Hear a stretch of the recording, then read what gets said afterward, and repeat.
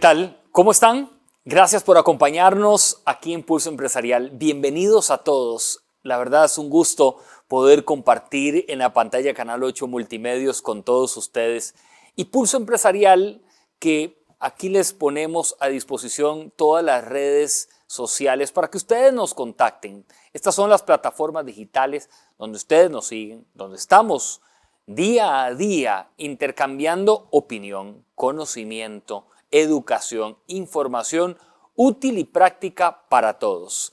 Vamos a tener unos minutos donde vamos a entrar entre el ser emprendedor, donde vamos a entrar en temas del radar que hoy pasan por la política nacional y la construcción de opinión y de análisis. Así que pónganse muy cómodos porque empezamos en este momento.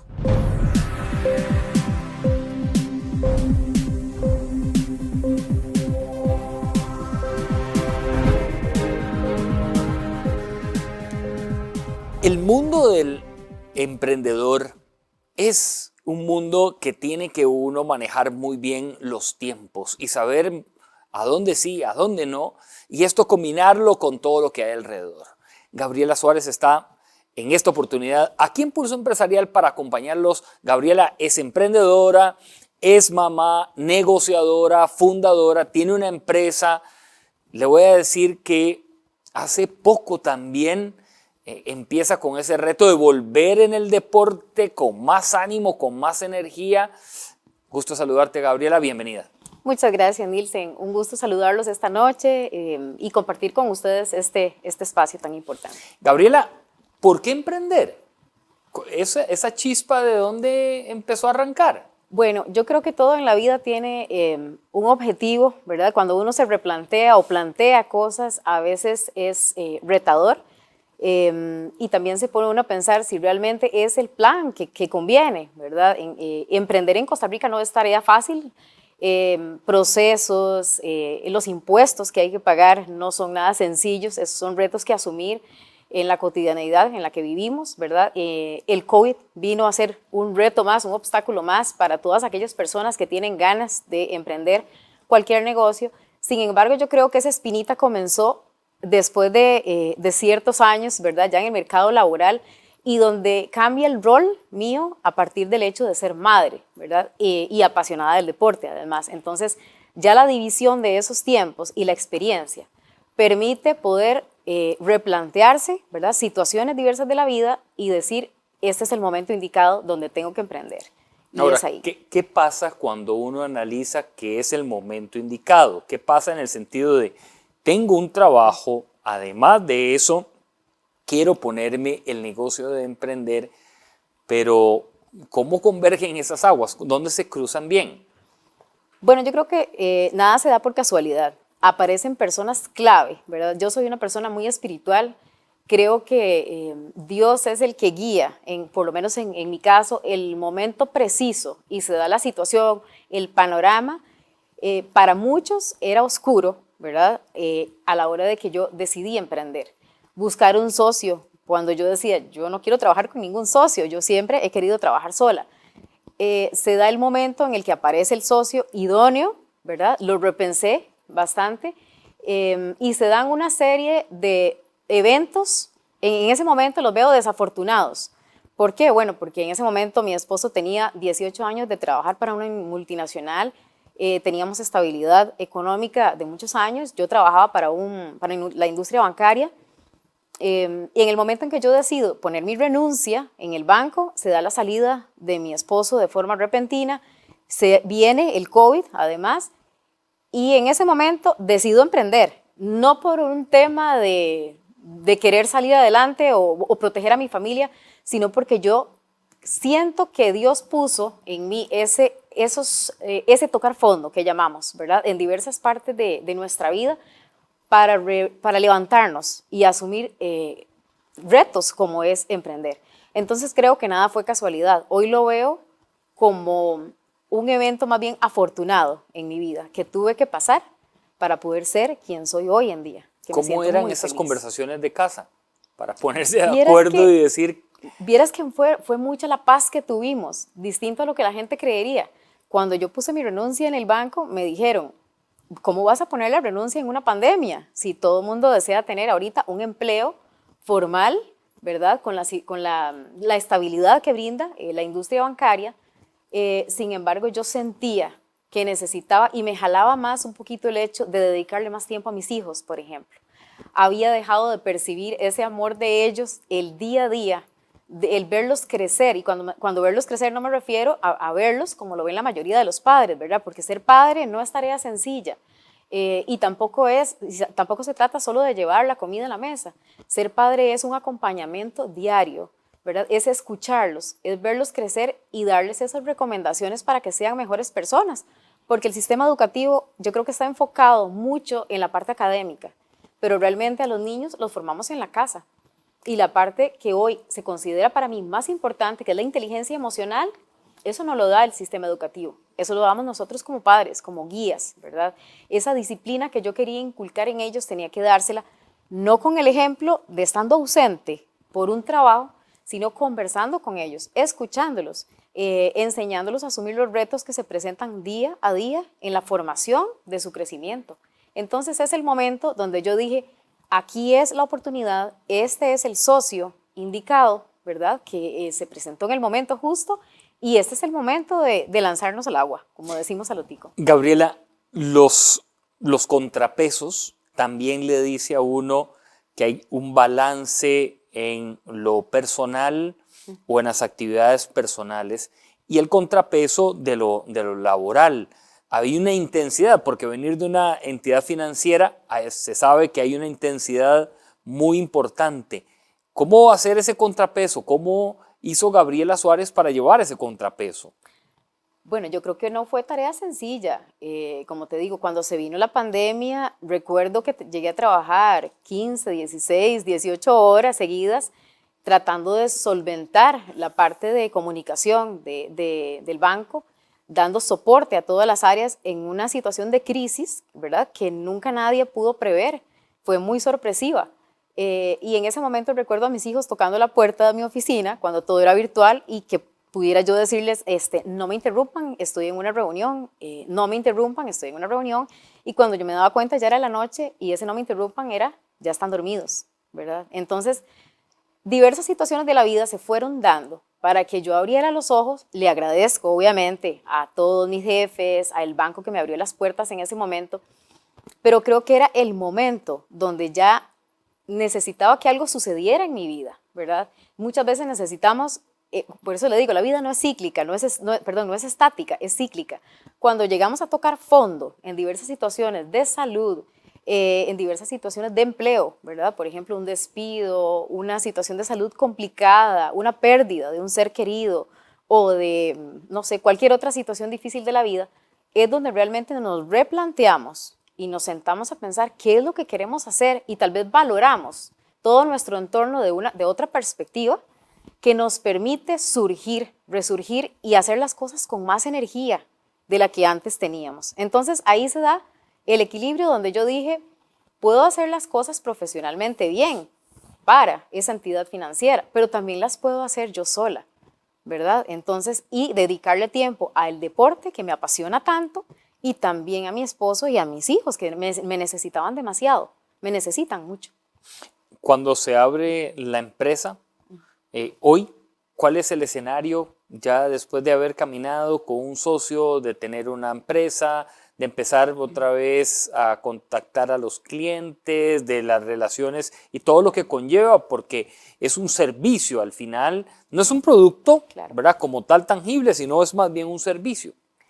Es muy bonito el reto y al principio uno cree que emprender es tarea sencilla en el buen sentido de la palabra porque uno dice puedo distribuir mi tiempo como yo quiera, pero resulta que hay días, hay semanas y usted me entiende mejor que nadie donde hay que sacrificar algunas cosas, pero yo tengo claro en que tengo que tener primero disciplina, ¿verdad? Porque si decidí emprender, tengo que tener como la clave la disciplina y la perseverancia y transmitirlo a mis clientes. Ellos saben que un valor diferenciado de nuestro servicio es la personalización y eso implica estar con ellos en todos los momentos o procesos de los servicios que nosotros ofrecemos, ¿verdad? Entonces, he tenido que incluso suspender algunas cosas para poder atender otras.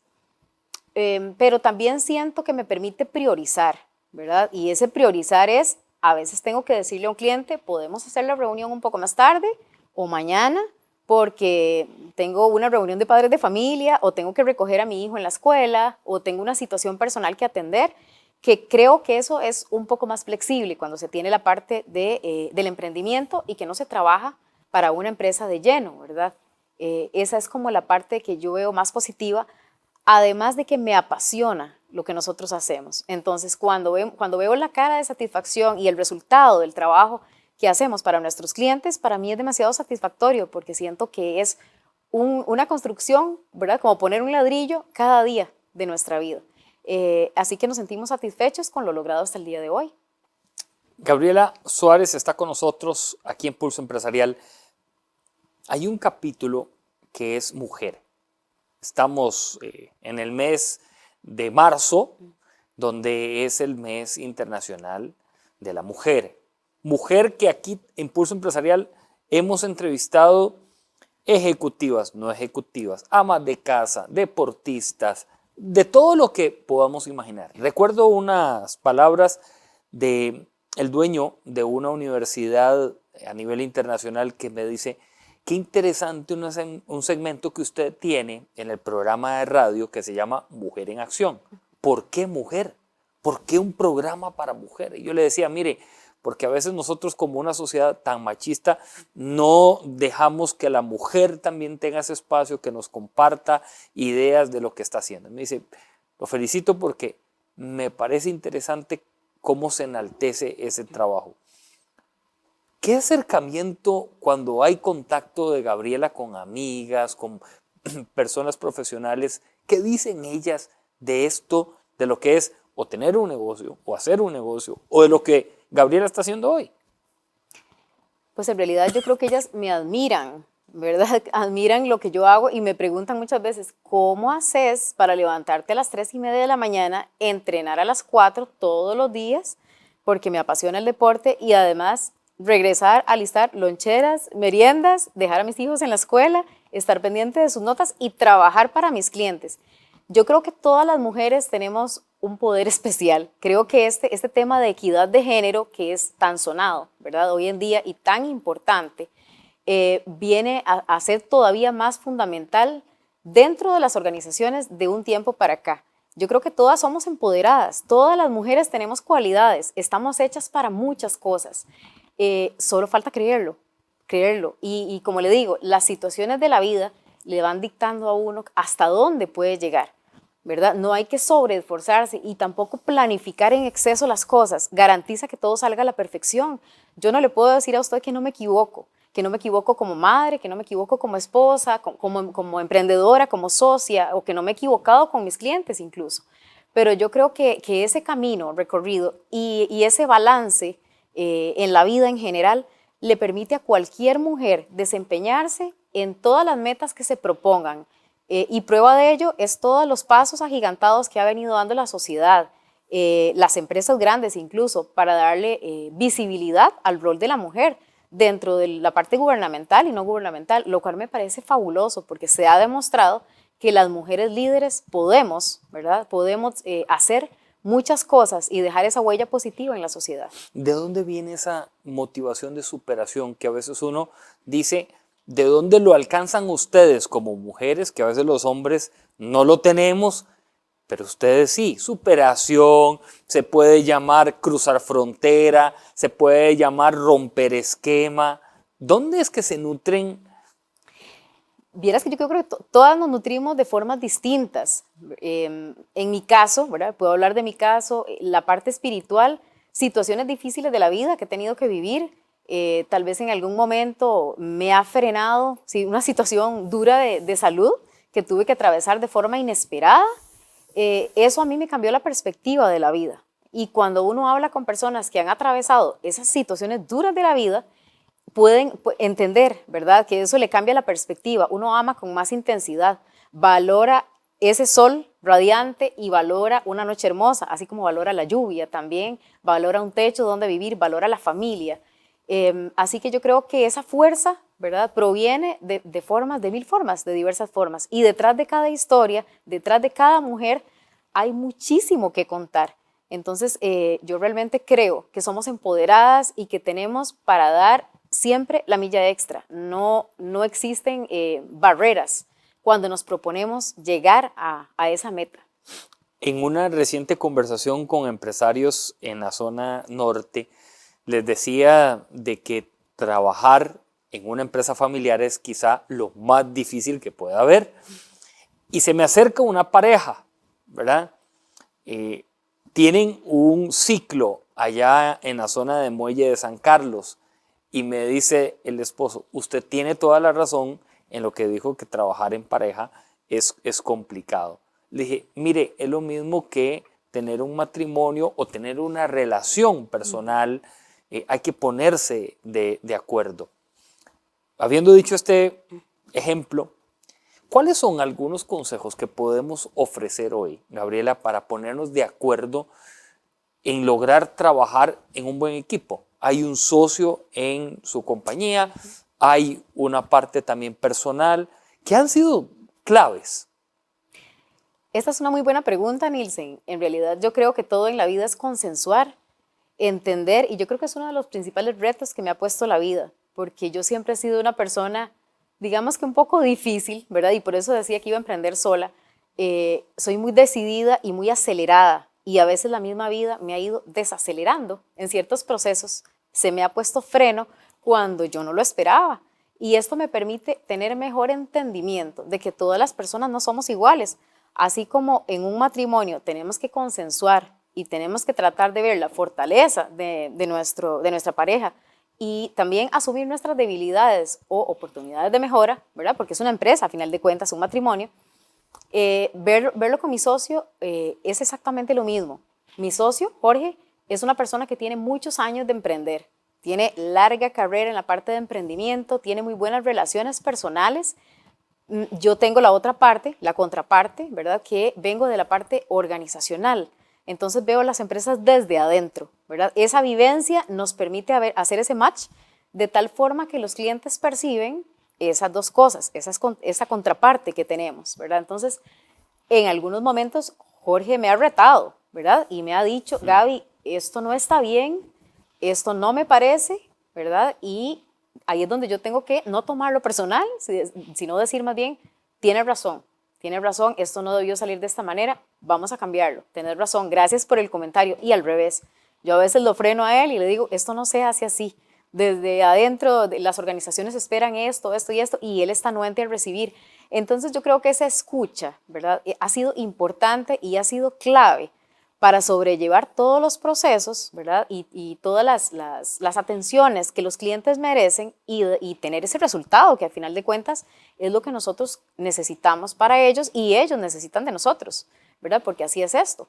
Pero lo he vivido de una forma fabulosa, yo creo que por la etapa de la vida en la que me encuentro. Creo que si me hubiera puesto a elegir, no sé, esta situación o esta vida que estoy teniendo ahora como emprendedora, con un socio, hace 10 años atrás no lo hubiera logrado por mi forma de ser, por mi carácter, ¿verdad? Por esa pasión que me ha llevado a acelerar tanto las cosas que yo creo que a la gente muchas veces le cuesta trabajo, ¿verdad? Hacer las cosas de esa manera. Pero ahorita lo veo distinto, ¿verdad? Cuando me siento muy acelerada, él me lo dice y yo digo, sí, ya, es hora de hacer una pausa, ¿verdad? Porque la vida es así, ¿verdad? No podemos ir siempre a 1000 por hora. Pero bueno, eso es algo que me caracteriza y da buen resultado para algunas cosas, para otras no tanto, ¿verdad? Entonces creo que ahí es donde hemos jugado bastante bien con la contraparte, con el socio.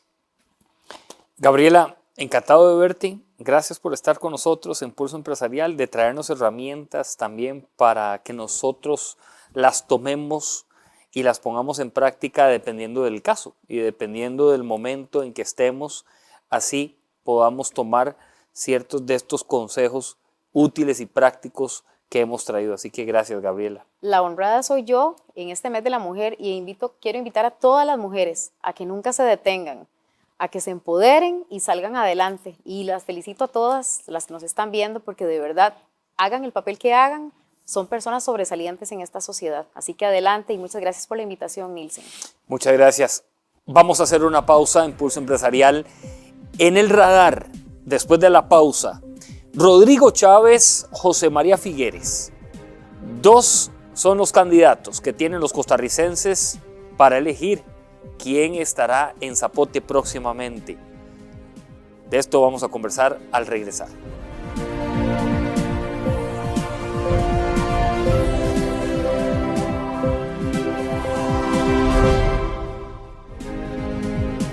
Retornamos a Pulso Empresarial. Gracias por estar con nosotros aquí en Canal 8 Multimedios. Abrimos este segmento en el radar. Lo pusimos porque estamos en el mes decisivo, ese mes que es antes de llegar a este abril, donde vamos a ir a votar para ya finalmente elegir el presidente de la República. Y hay dos cartas de presentación que llegan a esta segunda ronda. Por un lado, Rodrigo Chávez, por el otro lado, José María Figueres. Dos cartas de presentación que en el radar vamos a conversar en esta oportunidad. Juan Carlos Pérez nos acompaña, politólogo, le encanta y además de que le encanta, escribe mucho acerca de esto. Juan Carlos, gusto de saludarte, gracias por acompañarnos. Como siempre, Nilsen, es un placer estar en tus programas y cada día me sorprende más usted porque tiene una gran, ¿cómo se llama?, cartera ahora de comunicación, ¿no? Muchas gracias.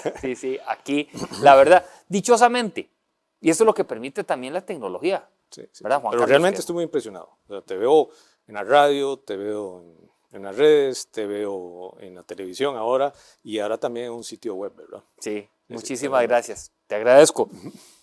Abrimos esta conversación.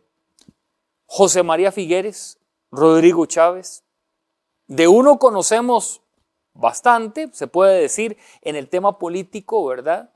De otro es nuevo. Él dice que son 5 meses, que no le contemos que son 6 meses como ministro de Hacienda en la administración de Carlos Alvarado y con un partido político nuevo. ¿Qué se plantea, Juan Carlos, en todo esto? ¿Qué hay que empezar también nosotros con pinzas a ver? Bueno, hay que verlo como un proceso de evolución que viene prácticamente en los últimos 20 años. Específicamente para esta contienda del mes de abril, tenemos a José María Figueres, del Partido Liberación Nacional, quien ya había sido presidente del 94 al 98. Y esto lo retomamos porque hay una generación importante de jóvenes que no tiene idea de eso. Lo hemos conversado. José María Figueres, en su primer gobierno, representó pues un mensaje muy orientado al tema del desarrollo sostenible. En aquel momento él era heredero de un capital político muy importante. Prácticamente la muerte de su padre casi que lo entronizaba en el Partido Liberación Nacional. En ese momento su mensaje era un mensaje que estaba muy de acorde con lo que estaba ocurriendo en ese momento en el mundo. Él, digamos, de esa forma logra tomar el liderazgo no solo cuando gana las elecciones, sino también desarrolla un papel muy interesante a nivel internacional, pero también internamente la situación que le toca enfrentar no fue una situación muy favorable. Desde el punto de vista económico, pues los costarricenses recordarán sobre todo el cierre del Banco Anglo, una decisión muy disputada, decisiones que se daban en un contexto muy específico y que surgen en este momento en la candidatura de don José María, recordándole su pasado. ¿Okay? Posterior pues, a su periodo presidencial, pues él toma un programa o un contrato de asesoría para una empresa, eso de telecomunicaciones, eso le causa pues, un gran cuestionamiento a nivel local. Él se encuentra como gerente de uno de los think tanks más importantes a nivel mundial, que es el Foro Económico Internacional, y pues ahí sigue alimentando su visión, pero de alguna forma, en ese momento que se da este cuestionamiento, el país se encontraba en una discusión sobre el tema de la corrupción que se había generado con los expresidentes. Entonces, pues a don José María todo esto lo llega a afectar y a partir de ahí, de 2004, pues ha sido un tema que lo ha, ¿cómo se llama?, perseguido. Ahora que él se presenta nuevamente a la candidatura por la presidencia del Partido Nacional, pues esos han sido los temas que le han costado más en términos del electorado. En el caso de don Rodrigo, pues don Rodrigo es un heredero, y creo que lo hemos hablado, Nixon, de una, digámoslo así, de una línea que inicia con don Otón Solís en términos del el PAC, y la figura de don Otón se construye y se fortalece precisamente sobre los cuestionamientos a los expresidentes de 2004. Don Otón en ese momento se presenta como el defensor de la moral, el rescate de esta a nivel político, la lucha directa contra la corrupción, y pues eso va conformando su figura, va conformando lo que sería el Partido Acción Ciudadana. Posteriormente, pues en el 2014, pues el Partido Acción Ciudadana llega a la presidencia, en el 2018 pues vuelve a repetir, hay unas transformaciones que las podemos ver más detalladamente, pero el tema es que esa línea que viene marcando don Otón se endurece más con don Juan Diego Castro en términos del cuestionamiento a la moral en el ejercicio de la función pública, y ahí hay una beta importante, de costarricenses que en efecto están muy descontentos. Como dirían los españoles, discúlpenme la expresión, están cabreados. Es una expresión muy de los españoles en esta situación. Entonces, ¿qué es lo que pasa? Que llegamos a un proceso electoral donde esa beta, ese electorado que tiene esas características, pues finalmente le da el pase a la segunda ronda al candidato Chávez. De ahí, Juan Carlos, que muchas personas hoy dicen es un partido como el PAC, lo de Rodrigo Chávez. De ahí que hacen esa similitud. Bueno, es que recordemos, y estos son pues, análisis que son muy polémicos, el PAC como tal tiene dos generaciones.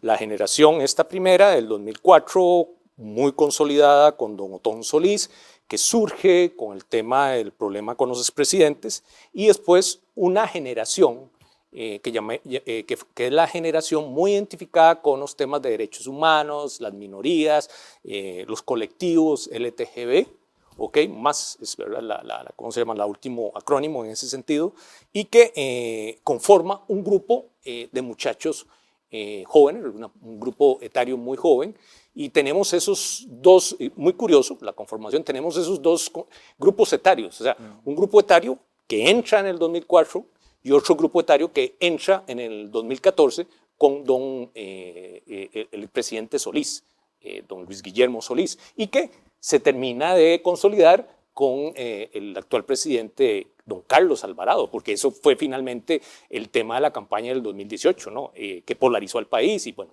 toda la discusión que conocemos. Entonces, la gente hace la similitud en ese sentido de que ese primer grupo, ese segmento de costarricenses muy descontentos con el tema de la corrupción, fueron los que le han dado el apoyo a don Rodrigo para que hoy esté presente en la segunda ronda, ¿verdad? Que dicen que es un apoyo sorpresivo. Yo en lo particular creo que no, y podemos conversar sobre eso más adelante. Está con nosotros don Juan Carlos Pérez, politólogo en El Radar, aquí en Pulso Empresarial. Gracias por acompañarnos. Nuestras redes sociales que le recordamos a ustedes, las plataformas donde estamos de lunes a domingo, es lo que decimos, de lunes a domingo, las 24 horas, nuestro equipo de trabajo para traer información que educa, que informa de todo lo que acontece en Costa Rica y en el mundo. José María Figueres, hemos conversado con algunas personas que nos dicen su mensaje, su política se quedó en 94-98. Usted ahora lo planteaba, a los jóvenes en aquel momento, quizá hoy no sepan lo que ocurrió, y menos el joven de hoy. ¿Es desgastada esta conversación? ¿No es el José María que algún sector de la población esperaba un poco más con propuestas definidas, con más claridad, más pujante? Me repasan que en unas recientes declaraciones no está llegándole el mensaje a quienes hoy dicen no sé ni por quién votar, o quienes hoy nos están viendo y dicen ni siquiera tengo la intención de ir a votar. Sí, recordemos pero que para el 94-98 José María era un candidato muy joven, era, y le llegaba al segmento de jóvenes. Hoy, pues ya don José María tiene ¿cuánto? Del 98 a la fecha estamos sumando pues una cantidad importante de años, ya no solo desde el punto de vista como individuo, sino también desde lo que, de la evolución de los electores y de los segmentos, de los diferentes segmentos, sobre todo de los jóvenes, ese grupo entre 18 y 35 años, que en el proceso electoral y en las mediciones que se estaban haciendo en las encuestas, pues era el que todavía no había tomado decisión, un 50%, 5 días antes de las elecciones no había tomado decisión, y mayoritariamente las mujeres. Ahora, de hecho, eso representa un desafío muy grande para el Partido Liberación Nacional, que se percibe como un partido tradicional, que prácticamente es un partido que surge después de la fundación de la Segunda República, ¿okay? Todos conocemos esa historia,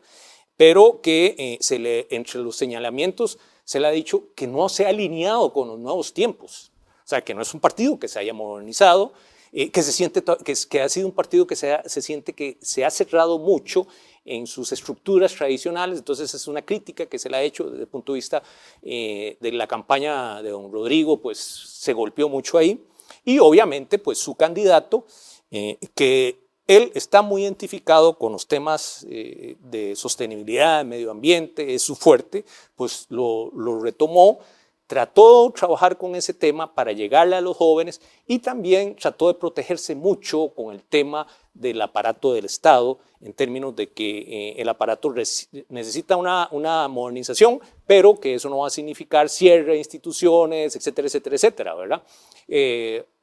¿Por qué? Porque también tenemos un segmento muy importante, y solo en la administración pública, la administración pública representa 340,000 puestos de trabajo, más o menos como entre el 12 y el 13% de la fuerza laboral. Multiplique eso por, ¿cómo se llama?, por las familias o los familiares que dependen de eso. O sea, estamos hablando de que fácilmente, pongámoslo así, en forma muy...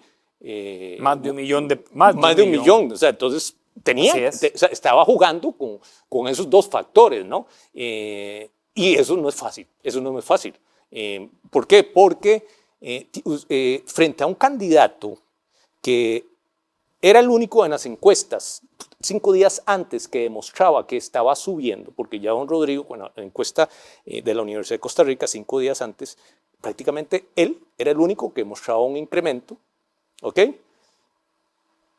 Su campaña había sido muy efectiva en términos de cuestionar las clases políticas tradicionales, el orden, el Estado, el gasto, etcétera, etcétera, etcétera. Entonces, eso, ¿cómo se llama?, siempre ha sido muy redituable desde el punto de vista político. El mismo Don Otón lo utilizó, fue muy redituable para él, y pues eso significó los 2 años de Partido de Acción Ciudadana con propuestas de transformación, etcétera, etcétera, etcétera. O sea, don Rodrigo toma esa línea, pero en la percepción del ciudadano, en la percepción de las mediciones, hay un punto importante de que nos salta en el malestar del costarricense, de que tal vez se necesita un liderazgo más fuerte, que tal vez la legislación debería reforzarse más, de que el Estado debería eventualmente ser un Estado que le resuelva verdaderamente los problemas. Y él toma ese mensaje, él lo toma ese mensaje. Y José María Figueres, en la oportunidad de ir a las elecciones, conversaba con el exsecretario del partido, Fernando Zamora, y le decía que cuál es el próximo líder del partido. Se me quedó viendo extrañado y me dice, todavía no hemos pensado en eso, no hemos terminado la elección. Le digo, no, es que un partido político ya está pensando en eso. Y voy a tomar un ejemplo, y sé que a usted le gusta mucho, la lectura internacional. Angela Merkel entrega la Cancillería y tenían años de discutir a quién ponían en el mismo partido para liderar, ¿verdad? Este cambio, este recambio, porque ahora tiene... Y les tomó mucho tiempo. Es más, en una reciente entrevista que le hacen al canciller, él dice, a mí me tomó mucho tiempo en considerar de que yo era el candidato, pero empecé a trabajar unas áreas que tenía que potenciar.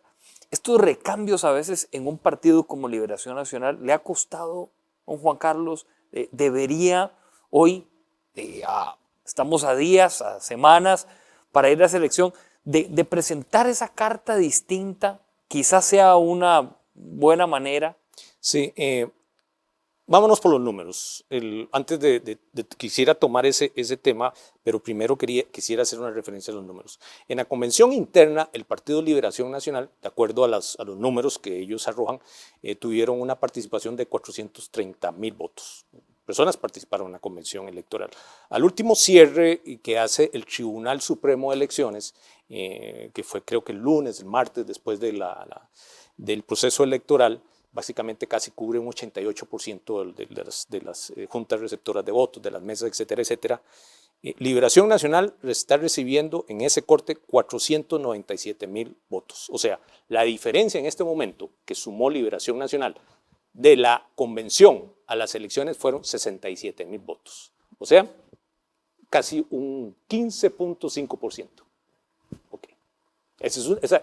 ¿Qué es lo que, ¿por qué cito este número? O sea, Liberación Nacional, como partido tradicional, sigue teniendo una base muy importante, pero esa base necesita... No crece. No está creciendo, correcto, no está creciendo, ese es un primer dato, porque algunos de los con los que he conversado me dicen, no, espere que termine el cierre, eso va a hacer la diferencia, pero si el cierre son 880 mesas más, o sea, no hay mucha diferencia. Pero bueno, ellos tienen una base muy importante, pero esa base para mantenerse y crecer en las nuevas condiciones que está viviendo el país y el mundo, necesita de veras un mensaje que esté alineado con esas condiciones. Y eso pasa por un tema muy importante, que es el tema del Estado,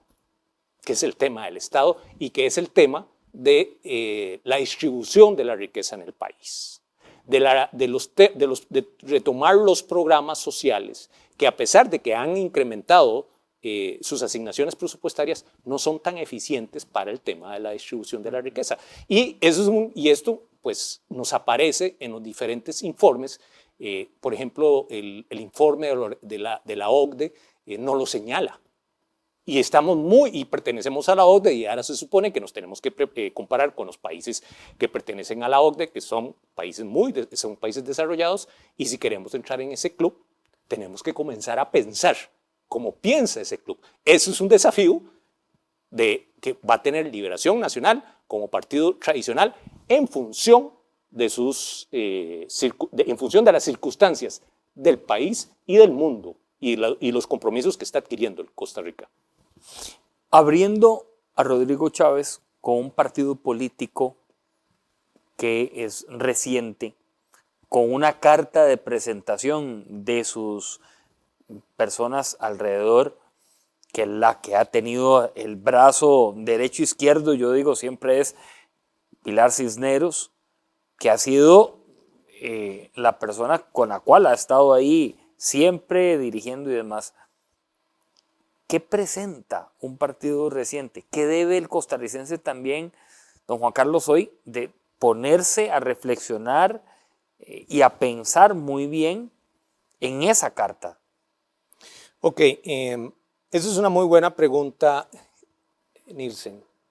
Es una pregunta de que, de alguna forma, como lo hemos conversado, nosotros tenemos un papel de educadores y hasta donde sea posible, pues la forma como presentemos el análisis con base en la información, pues lo que busca es ayudar a la gente a tomar decisiones, pero decisiones inteligentes en función de aspectos que él pueda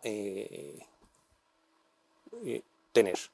hemos hablado de educación, infraestructura, podemos hablar de la parte de economía, de salud y demás. Interesante, un sondeo que plantea una universidad dice que al tico sí le interesa la economía, saber de economía, pero a veces le aburre. Ajá.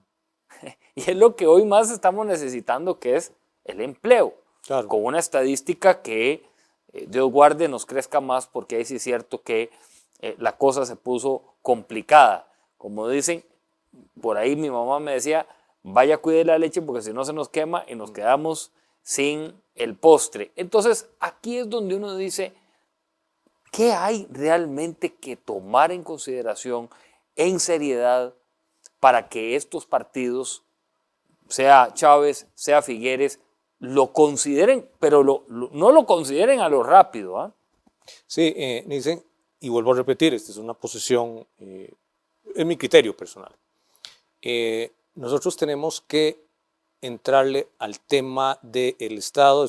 El Estado costarricense, como se lo subrayaba, es un Estado que ha adquirido una estructura muy corporativa, está obedeciendo mucho a diferentes sectores, y eso le ha limitado su capacidad de respuesta frente a las demandas inmediatas que tiene la población. Por ejemplo, en el 2018, una encuesta que hacía a la Contraloría General de la República mostraba que había desencanto con el tema de los servicios en salud. Afortunadamente, los servicios de salud pues tuvieron una muy buena respuesta durante la pandemia, han tenido una muy buena respuesta, pero que en general había, con varios servicios que ofrece el Estado, había malestar. ¿Okay? Ahí hay números que le permiten a uno percibir cuál es el estado de la opinión pública con respecto a eso. Por otro lado, pues hablábamos del costo financiero de la operación del Estado. Entonces, en realidad yo no he visto a los candidatos con propuestas bien estructuradas, bien fuertes con respecto a esto. Hablábamos que el tema de la desigualdad es un tema muy preocupante. Los informes del Estado de la Nación, el último informe, su párrafo introductorio se enfoca en eso. Costa Rica, a pesar de los avances que hemos hecho en educación, en salud, en la atracción de empresas líderes a nivel mundial y muchas cosas en medio ambiente y de todo, ese es un punto más que negro. ¿Okay?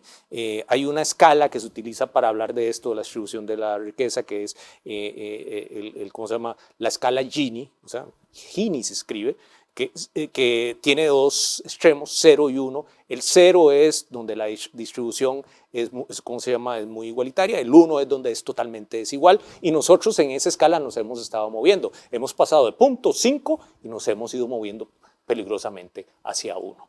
Entonces, y a pesar de que estamos incrementando los presupuestos, el gasto en temas sociales. Pero ¿qué pasa? Tenemos terribles filtraciones no solo en eso, en gasto social, en transferencias. Tenemos filtraciones también en el tema salarial, en el sector público. O sea, prácticamente el sector público nos demanda, en términos de pago salarial, un 50% de lo que recolecta el Estado. ¿Ok? Es muy poco dentro de esa operación lo que nos queda para inversión, para infraestructura. En el mundo en que estamos viviendo, en que los países compiten con varios, ¿cómo se llama?, elementos, educación, infraestructura, conectividad, pasos para realizar negocios, o sea, que los negocios ¿cómo se llama?, se agilicen, y usted en su programa Emprendedores lo aborda mucho ese tipo de cosas. Pues algunos de estos aspectos nosotros tenemos como desventajas, y el tema macroeconómico es uno de lo que nos golpea en estos rankings, y está atado con el desempeño del Estado, el costo que tiene el desempeño del Estado. No se trata de un discurso de cierre de instituciones, se trata de un discurso de modernización, orientado a la calidad en los servicios, orientado a facilitar el proceso, orientado a que el ciudadano mejore y confíe más en el Estado, y eso se va a reflejar ¿en qué? En que la gente no va a presentar tanta oposición cuando de tributos ¿cómo se llama?, se trata. Porque usted le dice a la gente, no, va a pagar más impuestos para tratar de cubrir eso. O sea, con el servicio que me están dando ahora, voy a pagar eso. Sí, la gente sale corriendo. La gente sale corriendo y sobre todo nosotros tenemos un grupo etario que es muy crítico con eso. Los muchachos que están en el mercado ahora entre los 36 años, esa población, adelante, que ya están en una fase muy comprometida de su vida, casa, vehículo, educación y todo lo que usted sabe, y todos los televidentes saben, y que cuando le hablan de impuestos, bueno, es menos, ¿cómo se llama? Son menos recursos disponibles para el consumidor. Pero, y eso es para financiar la operación del Estado. Entonces, pero no vemos cambios en eso. Y ahí hay que trabajarlo. Yo personalmente creo que nosotros tenemos que replantearnos una modernización en términos de que se traduzca en una mejor calidad de servicios, en una mayor eficiencia y en un tema muy importante que facilite el crecimiento económico y el concepto de desarrollo entendido desde un punto de vista integral. O sea, desarrollo y crecimiento económico no son lo mismos. El desarrollo involucra el crecimiento económico, involucra salud, involucra educación. El crecimiento económico es un dato de esos. Nosotros, para poder seguir en nuestra senda de una mejor calidad de vida, nuestras decisiones tienen que pasar por mejorar el desempeño del Estado. ¿Ok? Ahora, Juan Carlos, voy a abrir también una hoja que es la parte internacional. Por ahí hay dos cosas bien importantes. Ambos, tanto el señor Chávez como el señor Figueres, han estado en organismos internacionales y no en puestos de menor escala. Han estado en puestos liderando equipos de trabajo. El peso internacional que tiene Costa Rica hoy es el peso internacional que, por ejemplo, alguna gente dice, ay, qué bien, porque vienen los billonarios y los artistas a vacacionar, a las playas y demás. Eso yo considero que es un área de la parte internacional, pero ese contacto internacional es uno de los grandes retos también. Sí, correcto. Nosotros necesitamos que el próximo presidente de la República tenga mucha capacidad para moverse en ese ámbito. En ese sentido, el presidente de la República, en sus constantes giras, en sus conversaciones con posibles inversionistas, es un vendedor, pero tiene que hacer las ventas con evidencia que sostenga su discurso. Y la evidencia empieza muy bien. El tema de estabilidad política. Costa Rica pasa, en términos, ¿cómo se llama?, sobrados, ese reto. Él termina en temas de estabilidad macroeconómica y ahí estamos, ¿cómo se llama?, presentamos nuestro mayor punto débil, como están un país que en este momento, con el caso de Costa Rica, la deuda pública de este país, que es la deuda interna más la deuda externa, suma un 70% del Producto Interno Bruto. La lucha en este momento, ¿cuál es? La lucha es mejorar el desempeño de las operaciones del Estado mediante la regla fiscal para que esa deuda vaya bajando. Eso es una, ¿cómo se llama? Pero por otro lado también estamos negociando con el Fondo Monetario una carta de presentación a la comunidad internacional para que darle seguridad a muchos de esos capitales de que Costa Rica está en un proceso de estabilización para poder, ¿cómo se llaman?, que ellos estén dispuestos a venir a invertir al país. ¿Ok? Entonces, pues necesitamos no solo un buen vendedor, sino que lo que él presente en su catálogo cuando llega corresponda a lo que su discurso dice y que esté, llamémoslo así, certificado no solo por el Fondo Monetario, que es el que frente a la comunidad financiera internacional. Eso es pero don Juan Carlos, ese es uno de los temas de discusión de los dos. Exacto. ¿Verdad? Por un lado, el vicepresidente estaba leyendo recientemente, el vicepresidente Rodrigo Chávez le plantea a Gerardo Corrales, que es del lado de Liberación Nacional, no, mire, Fondo Monetario hay que volverlo a arreglar y esto y lo otro. Exacto. O sea, entonces salta, ¿verdad? Esas tres letras que es el Fondo Monetario Internacional en una discusión donde algunos analistas han llegado a decir, miren, la verdad que hay que adelantar estas cosas. Hay otros temas país que también se tienen que atender. Los atrasos, don Juan Carlos, los atrasos en infraestructura. ¿Cómo es posible que la Ruta 32, 2 años para expropiaciones? Bueno, eso son aspectos que establecen el elemento de competitividad, la infraestructura de unos elementos a nivel internacional que hace atractivo que los inversionistas estén dispuestos a llegar al país. Bueno, ¿por dónde voy a sacar mis productos? ¿Voy a sacar por vía aérea o por vía marítima? O sea, ¿qué infraestructura requiere este país? ¿Cuánto va a ser el tiempo que voy a durar ahí? La conectividad.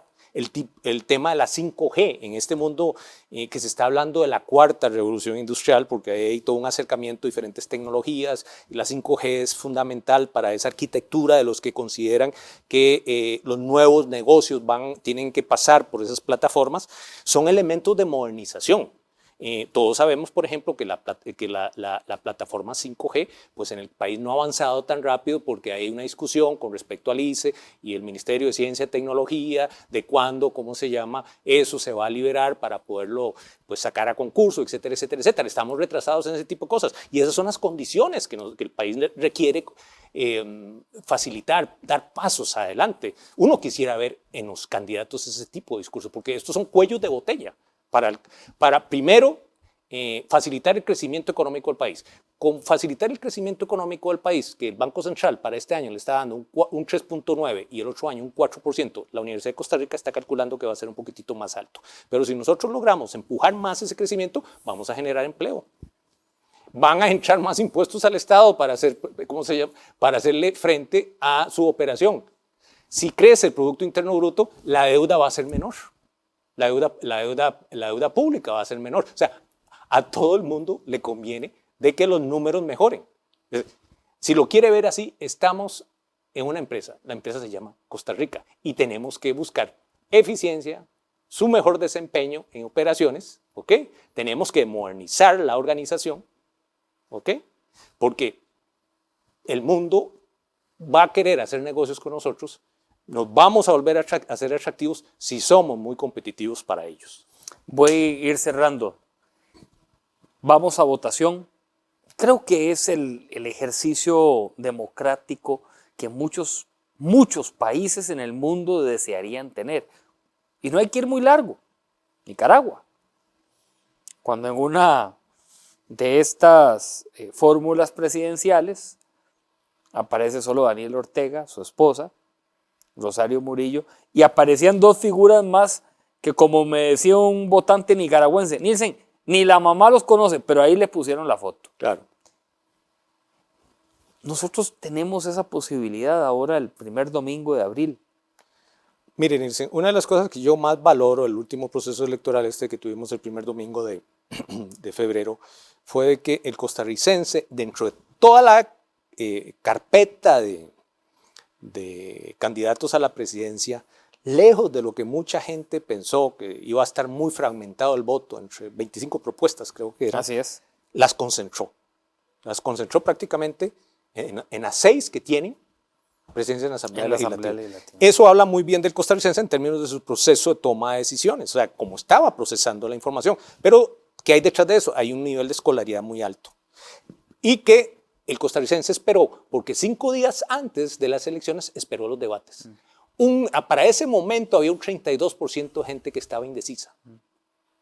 Y los partidos, por ejemplo, Liberación Nacional, prácticamente, de acuerdo a la última encuesta de la Universidad de Costa Rica, o sea, no había mostrado mucho crecimiento, había caído ya el PUCS, y el único que estaba mostrando cierto crecimiento era el partido de don Rodrigo, Progreso Social Demócrata. O sea, el costarricense estaba procesando información, estaba viendo cosas. Y el pináculo de eso fueron los dos debates, el de Canal 6 y el de Canal 7. Eso fue esencial para que mucha gente se decidiera. Ahora vamos a la segunda ronda. Ya nos hemos acostumbrado que tenemos una segunda ronda. Tenemos que elegir pensando cuál de estas 2 personas nos va a garantizar una ruta de desarrollo que permita mantener o sea, mejorar o al menos mantener el nivel de vida que ahora tenemos, hacerle frente al tema de las desigualdades, porque eso es un cuello de botella peligroso en términos de descontento social, y entrarle al tema de la modernización del Estado. Entrándole el tema a la modernización del Estado, podemos pensar en inversión en infraestructura, y eso pasa también por el tema de la educación, que es nuestra principal carta frente al, ¿cómo se llama?, internacional, cuando estamos tratando de atraer inversión extranjera a Costa Rica. Gracias, don Juan Carlos. Encantado de tenerte en el programa y de darnos todo este radar que lo pusimos hoy para aprender, así que muchísimas gracias. No, como siempre, Nielsen, más bien disculpe mi entusiasmo, pero estas son cosas que... No, pero a eso se prepara, se estudia y se llevan a sangre. Y a ustedes gracias, nos encontramos la próxima semana. Síganos en nuestras redes sociales como Pulso Empresarial con Nielsen Buján, aquí están disponibles, y también en nuestro programa aquí en Canal 8 Multimedios. A todos, muchísimas gracias, nos encontramos en una próxima, que Dios los bendiga.